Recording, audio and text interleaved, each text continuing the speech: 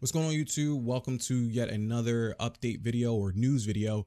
We're currently going over the Destiny 2 Beyond Light patch notes for update 3.0.0.1. As you know, today was the release of Beyond Light, and Guardians have already hopped in and checked out and starting to check out all the new stuff that's coming in. Right now, we're going to go over the patch notes for any questions that anybody has who hasn't come and read this. If you want to go and read it, definitely head over to bungie.net. Check out the patch notes right there. It's right on above the last twab. So let's get into it real quick because there's a lot of information. So vendor armor, Vanguard, Crucible, Gambit vendors now all reward a prime version of their respective ritual engram for completing the weekly challenge. These engrams award the ritual's new season of the hunt armor on a knockout list until the full set has been obtained, which this means is once you get one piece, you will no longer get that piece until you get the next, and then the next, and the next, and the next that's in the list that you haven't gotten. Okay, once the full set is obtained, the engrams drop rerolls of the ritual armor as well as world weapons. Note this is a per ritual basis. Each engram assesses separately. All the armor dropped from these engrams will be high stat armor. Okay, is high stat armor. I'm gonna correct that one there. Is high stat armor. All right, the base non-prime versions of the Vanguard, Crucible, and Gambit engrams now drops world armor until the respective ritual set has been obtained from the prime ritual engram. Okay, once the ritual set has been obtained from the prime ritual engram, low stat ritual armor will drop. All right, so remember, once you've obtained the entire ritual set, low stat armor will begin to drop from those engrams. Zavala, Shaxx, and Drifter now sell low stat versions of their new season of the hunt armor and must be obtained from the ritual's prime engram before it can be purchased. All right, so remember that you can only obtain the new prime ritual armor unless you've finished the prime engram set. Okay. Moving on, the engrams. Previews for these most engram gears have been removed. The following engrams had new versions created in Season of the Hunt: Legendary, World, Prime, Crucible, Gambit, Vanguard, Gunsmith, and Iron Banner. Older versions of these engrams will be removed from the game in Season 13. Players with a backstock of these engrams in the Postmaster are advised to extract and decrypt engrams before the end of the Season of the Hunt. So they're giving you time to get rid of this old stuff that you still have in your inventory that hasn't been removed automatically. All right, so make sure you go and do that. Economy-wise, Spider has had several changes done to him. He has grown jealous of the large stocks, obviously, is what they're saying, and now takes he wants your legendary engrams at the end of the day. So he will no longer part with the legendary engrams. He will no longer be selling legendary engrams in his inventory. All right. He has obtained enhancement prisms though, and he will be selling those. He has them priced at 400 legendary shards each, and the enhancement cores are now fixed in price at 30 legendary shards each. They do not ascend when you purchase them, so they will stay that, but they are limited to 5 per day. Zavala and Shaxx boons and Eververse gleaming boons have been depreciated, so remember those are no longer a thing. And can be dismantled to recover the original full price as well. All right, economy currencies, factions of the Nine, Dead Orbit, New Monarchy, Future War Cult tokens, and all other rare destination materials can now be safely discarded and can be deleted as a full stack. So no longer having to delete just chunks of 5 or anything like that, or one at a time. You can go in your vault, your bank, wherever you have them, and delete them all in one big giant stack. Banshee and Spider will also accept legendary planetary materials, from vaulted destinations for the duration of Season of the Hunt. These materials will be depreciated in the future, and players are advised to spend them during the Season of the Hunt. So that means you can go to Banshee, you can go to Spider, get some currencies back for having these older materials from these planets that are no longer with us. So make sure you get rid of those. If you do not, they will be lost and deleted from your inventory in later seasons. All right. Season pass. The season pass rewards have been refreshed for Season of the Hunt like usual. They've added Bright Dust and to the season rewards track. So the free track now has 5,200 to the already 2,000 or 2,300 for a total of 7,500. All right. The paid track has 2,600 to the already present 400 for a total of 3,000. All right. Weekly bounties now will award 100 Bright Dust. Good. Eververse, starting in the Season of the Hunt, the Bright engrams now contain all Eververse content from Season 1 to Season 3 prior to the current season, excluding content from the special events like Festival of Lost and the Dawning. Here are some of the practical examples. Season of the Hunt Bright engrams contain all content from Season 1 through 9. Season 13 Bright engrams contain all content from Seasons 1 through 10. All right, make sure you note that it's clear. Again, Season of the Hunt will contain content from all seasons from 1 through 9, and season 13 will be from 1 through 10 with the bright engrams from Eververse. Okay. Next up, we have Ghosts. Ghosts have had a major change done to them, so now get ready to listen up for this. All exciting and new Ghost shells, except the Generalist shell, now have an energy level, and the access to mods will be various across the board. All right, the energy cost they will cost energy instead of being preloaded with specific perks. Ghosts now have 4 mod slots. 3 are unlocked by default, and the 4th is unlocked by masterwork in the shell. Kill tracker functionality remains only on Ghost shells that originally had access to that perk. Other pre-existing Ghost perks have been turned into mods, and some have been made into some globalized versions of their past functionality. A selection of mods are available on all Ghost shells by default, with the remaining ones obtainable via various gameplay sources. Information on where to find those mods can be learned from the collection, so you can go in there and view that tab and select that out. All right, no mods will be obtainable. No mods will be obtainable from the Eververse and purchased from the Eververse. All right, so make sure you understand that there will be nothing that you can purchase for these Ghost shells in the Eververse. No mod related wise, okay? Sparrows all now intrinsically have the fast summons associated with them now. Newly acquired or reacquired from collection sparrows no longer roll on the speed demon perk. Okay, players are advised to repull any sparrows they presently are using that have fast summons to gain a new perk combo. Okay, so if you are currently still using one of your older sparrows and you're thinking like, okay, well, I'm fine, I don't need to transfer it out, you'll get a new perk combo that doesn't involve speed demon if you already had that on your your sparrow. Okay, now we're moving along, we're going into general fixes. They fixed the Matter Scourge ornament, and it can no longer be reacquired from collections. The last prediction on Shax now dismantles for less than its vendor cost. Okay, universal ornament item descriptions no longer refer to specialty to year 3 items. Emotes now can display flavor text on the item detail screen or when they are previewed on the Eververse store. Okay, so remember that. Added icons to weapons that were missing from these their release watermark has been changed. And then exotic ciphers can no longer be added to a player's vault. All right, so keep that in mind. Exotic ciphers will stay in your inventory. Players saving an exotic cipher in their vault must remove it and spend it before they can acquire a new one. All right, armor affinity can now display on player inspect. All right, so keynote there is the exotic ciphers. I know everybody's going to be going for those since a lot of people have missed out on a few exotics over the years. This is the time now to, if you went for that quest, paying homage to one of the devs, and you saved up that exotic cipher, now's your time to go spend it and see if you can get one of those exotics from the kiosk. We'll be talking about that shortly. Okay, bounties. They've changed how the lectern of enhancement on the moon is working. It no longer will reference nightmares on Io and Titan. The progress is now being made from defeating nightmares on the moon and the moon alone. Okay. Power and progression. Powerful sources, weekly rituals with powerful rewards released with Shadowkeep no longer grant powerful rewards. That means any activities that were linked to a powerful reward in Shadowkeep is no longer linked to a powerful reward. These rewards have been moved to new rituals released with Beyond Light, so the new content. Once the character's gear power cap or power has reached the soft cap of 1200 and Beyond Light, it will now be possible to receive small powerful upgrades from some normal drops. This will come from strikes, Crucible, Gambit, as well as some seasonal sources, and are not subject to daily nor weekly lockouts. Okay, meaning your regular stuff will finally have will have some little increases as time goes on instead of it being locked to that specific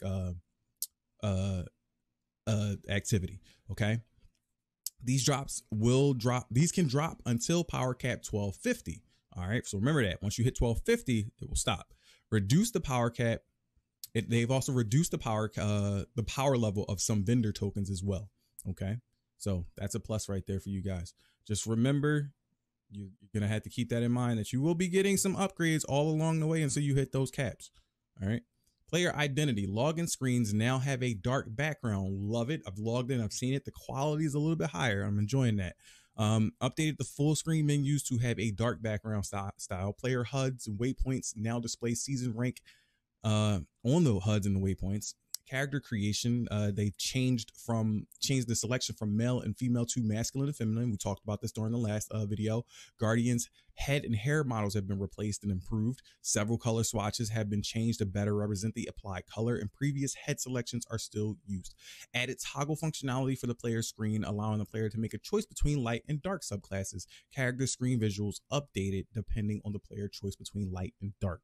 All right, so you now have the option to go in there and customize that, and they now have a broader definement of feminine or masculine and all that kind of stuff to identify with. All right, so that should be a plus for a lot of people. I'm glad they instated that change and not made it binary. Okay. Triumphs. Triumph screen has gotten an update. The navigation has been added to Triumphs and Seals to toggle between active and legacy content. The legacy Triumphs and Seals have a new visual style to distinguish between them. All right. The metals, exotics, catalysts, and lore have been given their own little section within the Triumph screen. They've improved the lore screen, added to the better book page navigation. The Triumphs now display both the current step and reward and final completion reward. Okay, so that's a plus. You go in there now, you get a little bit more details about what you're doing and how far you are to it. Okay. The Triumphs have had an overhaul as well and are now categorized in a new way. So we have the lifetime Triumphs. The sets will persist across all seasons and introduce new players to the core aspects of Destiny. Okay, we have the Destination Triumph set, which will move to the legacy section when the related destination is in the content vault. Okay, this is the first iteration of the content vault for the Triumph section. The seasonal Triumphs set will move to the legacy section at the end of every year. All right, so each year this is going to happen. You're going to see the shift for all these Triumphs throughout the year get pushed down into the legacy section. It's not going to go away completely so that you can't view it, but you will be able to see it later on. It just won't count towards your Triumph score. All right, legacy Triumph sets and seals are found in the legacy section. The legacy sets will not apply again to your Triumph score. Players can see their legacy sets across set scores and Triumphs that they've completed in time across everybody. All the legacy seals and their related Triumphs can be seen on the legacy page, and the titles for completed legacy seals can still be equipped. Okay, so you can still go down there. Remember, we talked about this before. If you hadn't equipped any seals from before they Beyond Light dropped, if you did not equip those seals, you probably have lost them. And I'm sorry for you, but it has been reiterated and stated over the past 2 months that you needed to gain those seals, equip them in order for them to register and for you to keep them. All right, so make sure you've done that, and I hope you did, and you can go in there and find your past seal, your legacy seals. Okay, several new stat trackers were added to the system, including but not limited to weapon type stat trackers gated behind new Triumphs completions. Prophecy dungeon stat trackers have been moved to the open world category, matching other dungeon related stat trackers. Okay. Moving on to combat, same information here that we kind of went over when they kind of teased at some of the sandbox stuff, but there's a few new outliers in here that weren't spoken on before. We've talked about the hand cannon changes from 110 to 120, the adaptive and precision changes, the 180 changes with the magazine being changed and increased, the lightweight folding into adaptive, so 140s going into 150s, or being 150s being folded into 140s. I'm sorry, and then the including the Luna and Not Forgotten guns as well. All right, one exotic hand cannon that stuck out and stayed in the 150 lane is the Sunshot. So remember, that is the key. Same with sniper rifles, auto rifles, scout rifles, rocket launchers, and certain perks. So with sniper rifles, auto rifles, scout rifles, and rocket launchers, with sniper rifles, they've adjusted the aim assist on snipers with higher zoom and lower zoom. All right, so remember that the lowest zoom scopes have a large reduction in the aim assist cone, and then the highest ones have a small increase to the aim assist cone. Auto rifles, the adaptive frame auto rifles, meaning you 600 boys out there, damage per bullet has been decreased for this season. All right, scout rifles have got an increase, and the maximum of their aim assist cone has been increased as well. All right. Rocket launchers they've increased the reserves on the rocket launcher, so you get a few more shots in those guns. Hopefully they've increased a little bit of the damage, maybe they'll talk about that in later TWAB, who knows. Perks, the outlaw perk, the reload has been felt like it was insufficient, and they talked about this before, so they've given that a little teeny increase to kind of even it out and see where it sits and feels for you guys now. You gotta let us know. To me, I noticed I felt the difference. It felt a lot more sluggish, so hopefully that change has benefited a lot. Merciless, they've increased the inventory stat for that, which means the reserve ammo is a little bit higher. So you get a couple more shots with that. Mountaintop, they've changed the, how the mountaintop damage was and felt, and how the projectile multiplier was. So there you go. You got the Fallen Guillotine, Mida. We've talked about all these before. These are nothing new. They were in the previous TWABs. Same with the Drang. Oh yeah, the Mida changed though. Let's talk about the Mida change a little bit. They changed it from they moved the Midas energy trait to make it intrinsic to how the barbecue is, or barbecue. I call it the barbecue. I don't know why. And they've added the following perks, which was hip fire and kill clip. All right. They did point out again that there is an issue with the Masterworks, and so on. So be aware of that. The Sturm and the Drang, they're getting a little bit of a tweak here. So because the Drang is required with the Sturm to kind of boost up the Sturm itself, is a static perk. I believe it was called Draw Together, or Together Forever. They have made changes so that the Drang will not be far behind. They should have a version of that in the gunsmith to purchase. All right. The older version will not be it. You cannot pull it from collections. You have to go get this guy from, I believe you have to go get this from Banshee, and then it will show up in your collections to pull, hopefully. Ruinous Effigy, the spears, they reduced the damage of the aerial melee for that by 20%. Same deal. Arbalest no longer goes through shields multiple times. The Jade Rabbit has got a buff. Traveler's Chosen, they reduced the muzzle flash. The point of the Stag and max power has gotten increased. And Divinity, they fixed the bug with the Divinity where some guns didn't shoot the crit spot, aka Ariana's Vow was not doing double damage. All right. Energy type requirements, they have changed these up. This is one of the major changes. Okay, all weapon oriented armor mods, e.g. hand cannon loaders and all those things, have been changed.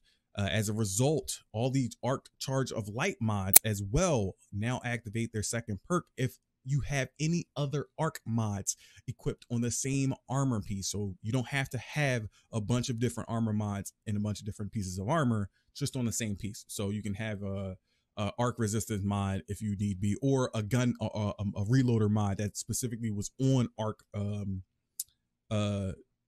pieces of armor. Okay. So remember that those are the big changes there. That's going to be the big change to the mod system. Another big change and rebalance to the mod system. Here we go in this big gulpy section as well. They talked about this too. All the mods that were enhanced versions, like the reloaders and things like that, have had their efficacy increased to match that of enhanced versions. Okay. So as a result, these enhanced mods have been appreciated, and the base mods increased the cost, have been adjusted upwardly slightly, but are still lower than the equivalent. Okay, so they're not going to cost you too much. All right, they're probably in the midway there. So if some were 5, is probably around 3 or 4, roughly in that area. Maybe I haven't gone in to see myself, but you guys will get to go test that out. Some of the mods have moved to different slots to create more competition in mod sockets across armor pieces. Okay, so like the fast ready mods have moved to arm sockets. Okay. All right. All of the broad category weapon focused armor mods, precision weapon targeting, and light armor mods have been depreciated. The dexterity mod family has been moved into the arm socket. The mods that provide effects when you pick up orbs have been moved to the leg socket. The mods that grant super energy on weapon kills have had their perks moved into specific weapons and have been depreciated. The Ashes to Assets and Dynamo hands-on have moved to the helmet socket. The arc resistance, the solar resistance, the void resistance, and the concussive dampener mods have been moved to the chest armor. The efficacy of the energy resistant mods have been significantly increased for a single mod from 5% to 25%. The 1 copy of the mod, 2 copies of the mod provide 40% resistance to that damage. Okay, so stacking those help is what they're trying to get at. All right, they now actually give you some help and benefit. The minor resist, minor resist, major, and boss resist have been depreciated. The transcendent blessing mods have been moved to the general socket. The traction mods no longer cost armor energy and no longer provides any bonuses to mobility. So there is that. Explosive finishers have joined all of the other grenade related mods in solar energy type. Okay, so traction mods no longer give you mobility. Explosive finisher have joined. Every other mod has pretty much been moved or shifted to another armor slot to give to allow some different loadout setups. Okay. And get you to use them a little bit more. I believe there were probably a few mods in that whole basket that weren't being touched. All right, let's move on because we got a lot going on in this one. All right, combat mods. All armor released in the Beyond Light and Season of the Hunt, all the Last Wish and Guard and Salvation armor acquired starting in the Season of the Hunt, and all 2.0 armor pieces, including those already possessed by players, will have a combat style mod socket. In Season of the Hunt, the socket will accept all Charged with Light and War My Cell mods. All armor 2.0 acquired during season 8 through 11 had their seasonal mod sockets replaced with a single unified legacy mod slot, so that's older. All right, they're getting rid of those older ones. Banshee now has a chance to sell armor mods from the Black Armory season 10 and 11. Okay, so they have now shifted into one mod slot for all for seasonal armor stuff. So instead of it being pertaining to that particular season, it now is across the board, across the year. So you don't have to worry about, I can only use this with that. All right, that's a plus to me. All right, and then raid mods, raid mods only can be used in raid armor. That's it. All right, the anti-champion mods, the anti-barrier rounds have been fixed to penetrate taken phalanx's shields. Thank you. And then all the anti-champion mods have been shifted to armor so that it will work with any weapon. All right, this means all you people asking that same question over and over again, will it work with an exotic? Yes. All right, if your exotic pertains to that specific champion mod, absolutely. So I know there's Overload this season, Unstoppable, Anti-Barrier, all of that will be on your armor pieces instead of in the weapon slot, and now means you can use any weapon you want, including exotics. So get your Terribas out. Get your No Time to Explains out for your Unstoppables, if that is even a thing. I don't know. I didn't get to see what the artifact was for the two. There was two mods I didn't see. I'm not sure if it's Scout Rifles or Pulse Rifles as Unstoppable, but I don't think it would be 2 seasons in a row. Maybe they changed it. But I did see Overload for Auto Rifles, and I saw Unstoppable Hand Cannons, as well as Anti-Barrier for Submachine Guns. So they might have a mix of everything this season. Who knows? We'll see. And then the abilities, they've increased the Hunter's Dodge, and the Orbs of Light have been changed to Orbs of Power, as they can now be consumed by light and dark subclasses. All right, activities have changed up a bit. We went over this before. Go check that out in the other video if you need to, but to sum it up, Legacy Nightfalls, Heroic Missions have been nixed. Okay, Nightfall Ordeals have been adjusted to have adjusted the Adept recommended power level to 1180, obviously to fit for the season, and all versions of the Nightfall Ordeal now fill player ammo at the start of the activity like Grandmasters did, because we obviously lost a place to probably go to. I don't believe the Tribute Hall exists anymore. Okay, it should have always been this way, but they fixed it. So Gambit, they merged Gambit and Gambit Prime. It's now a single round. It now has Gambit Prime encounters. It has Gambit Prime moat targets. It has Gambit Prime blockers, invasion cadence, and the boss. They removed Gambit Prime armor perks. All right, go check all of that stuff out. It's a little bit different, but if you enjoy Gambit, rock out. Crucible, they've updated the Crucible's features mode. Control, Elimination, Rumble, and Glory, obviously aka Survival, Freelance, and Regular, will be available. The weekly rotators are pretty much the same. Clash, Mayhem, Showdown, and private matches and limited are there. Limited availability will be Iron Banner as usual, Trials of Osiris, and the new Iron Banner Freelance will be up as well. Trials of Osiris, the power cap has been increased. They've added adept weapons, and the maps have been added. Altar of Flame, and the maps have been adjusted. Altar of Flame, Exodus Blue, and Cauldron have all had some out of bounds areas adjusted so that you don't die from those. Okay? Or go out there too much. The Monuments to the Lost. These are the kiosks for exotics and powerfuls. There's another one down below. It's not in this section, but this one right here is pertaining to exotics. All right, so exotics from year 1, year 2, year 3, going through season 8, 9, and 10, all past Pinnacle and Ritual weapons and the vaulted raid exotics will all be here. You're required to use an exotic cipher for the raid exotics, as well as a Spoils of Conquest. Okay, all right. If the raid exotic was tied to a raid, if the exotic was tied to a raid, you need a Spoils of Conquest from one of the newer raids or one of the pre-existing raids in order to purchase it, plus some other odd materials. I don't know the account or the amount on that just yet, but you can go into if you already started, you can visually see it in the game yourself here. Okay. General fixes, people were dying while holding the Riven's heart, could cause the heart to disappear completely. They fixed that. Removed the flashpoints. They removed the following Shadowkeep challenges from the moon, the rune table, the repeatable campaign missions, the Nightmare Hunt completion and time trials, the Pit of Heresy completion, and the Garden of Salvation completion. They removed all those challenges from the moon. Okay. Quest notifications has been updated. They've added notifications to the player's HUDs that display whenever a player acquires a new quest, progresses to a new quest step, and completes a quest. The tracking a quest with an associated map location automatically adds a waypoint to the associated location. Added a shortcut to the current season's triumphs with the seasonal tab of the quest log. Okay, new light players, this is for you and you alone. All you new people coming in, this section is entirely for you, my lovely, lovely, lovely folks. This is gonna be a nice, hefty, beefy video, and I don't like them to be this long, but we'll see. For my new light folks, all right, they've expanded on the new light experience, introducing a new introductory campaign. Okay, you're gonna start in the Cosmodrome with a new NPC to guide you along the way. You're gonna have a bunch of different quests and bounties and strike matchmaking and all that stuff to help you learn about all these things as you come into the game. I'm not gonna spoil anything.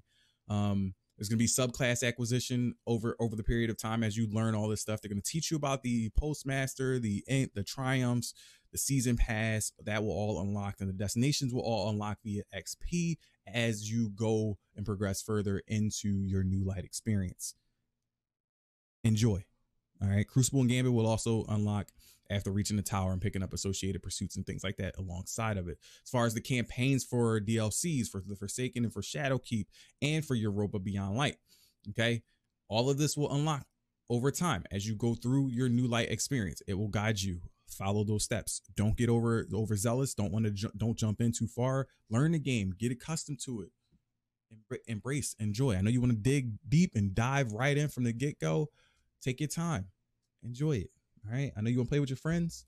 They can play with you. Take your time. Enjoy it. Miscellaneous stuff that was broken.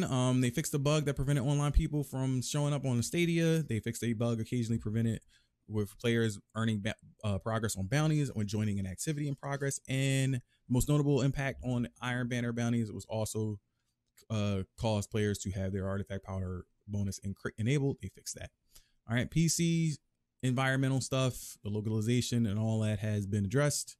These are little recommendations they have for you guys if you want to switch up, and they tell us about the voice acting for these particular versions. All right, they had to change up the voice actors due to COVID stuff.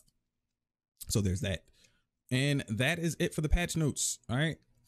So have fun, enjoy. I will see you guys out there. I'm going to dig in myself right now, and we'll probably get some more videos popping off. Until next time, peace. Oh, make sure you like, share, and subscribe. Thanks for watching. I appreciate you.